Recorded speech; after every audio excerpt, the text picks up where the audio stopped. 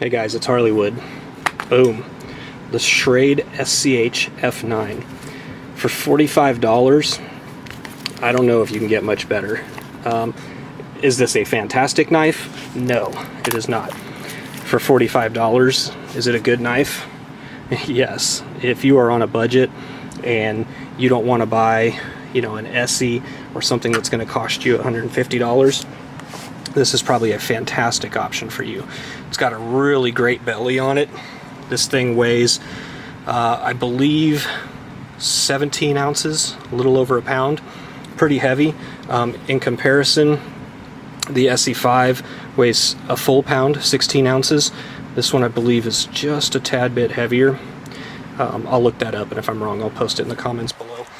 The length of the blade from tip to the grips is 6 5/8 inches. Your actual cutting area, though, is about 5 7/8 inches. So a lot of cutting surface area. If you saw my overnighter videos where I went out in the woods, and specifically my winter one, I think is where I use this the most. This is what I took with me. I was able to do batoning, a lot of wood processing with it, and great. It did great. Fantastic. It's reasonably sharp. I mean, this thing is, actually it's very sharp. Even still, even after all that batoning that I did, this thing is pretty damn razor sharp. It is not made in the US. I don't know where it's made, probably Taiwan or something like that. But, that's how you save the money. Let me get the SE out of the way here.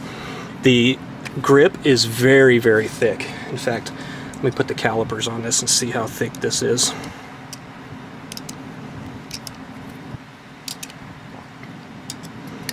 At the thickest point, it is 1.1. Yep, 1.17 at its thickest point. The blade steel, let's see how thick that ends up being. I believe it's a full 1/4 inch.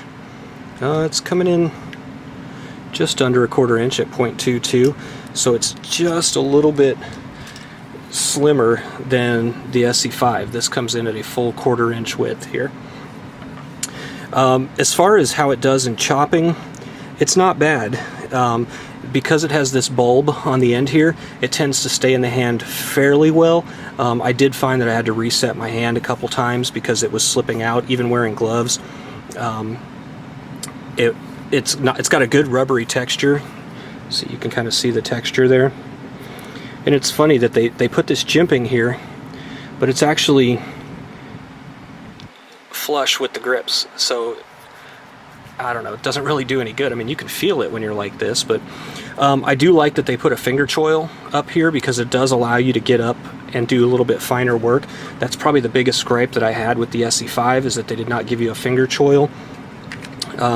The SE4 does have a finger choil, so to give you a size comparison of these three knives, in case you have any of them, there you go. You can see that's a big boy right there. Let's talk about the sheath that it comes with. It comes with a nylon sheath. It is not the highest quality sheath. It's got a plastic insert in here to keep you from tearing it apart, by holstering the blade each time. It also comes with this pouch on the front. I think I have like a small fire kit in here. I might have taken it out. Yeah, I took it out. It comes with a little bit of paracord wrapped around the bottom so that you can put this, got some wood chips in there, so you can put this around your leg. It's actually fairly comfortable to wear. It's got a molly strap on the back there, and then a belt loop. The belt loop is decent. That's exactly how I've worn it. If you go back and watch that winter overnighter video, and I'll post a link below. A button snap. The button snap's okay.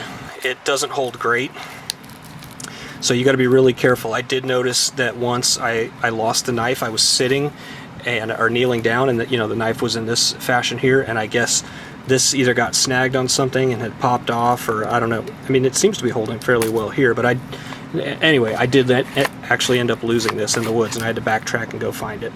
So again, guys, for $45, you can buy 3 of these for the price of this.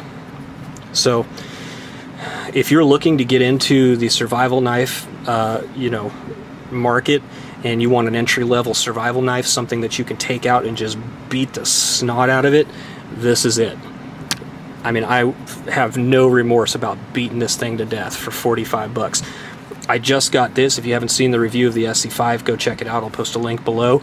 I actually don't want to beat the hell out of this, although I'm going to. It's just such a beautiful, it's almost a piece of art, you know? I can't really say that about this. I did, however, love the belly that it had right here.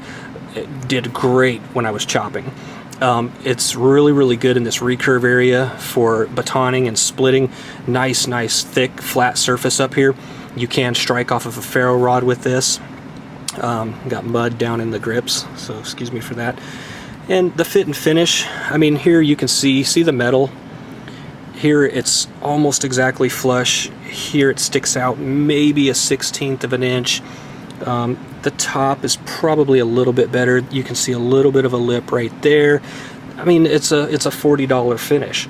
Whereas when you buy something like this, look at, I mean, it's perfectly flush. There is nowhere that metal sticks out on this. I mean, it's just attention to detail, and you get what you pay for.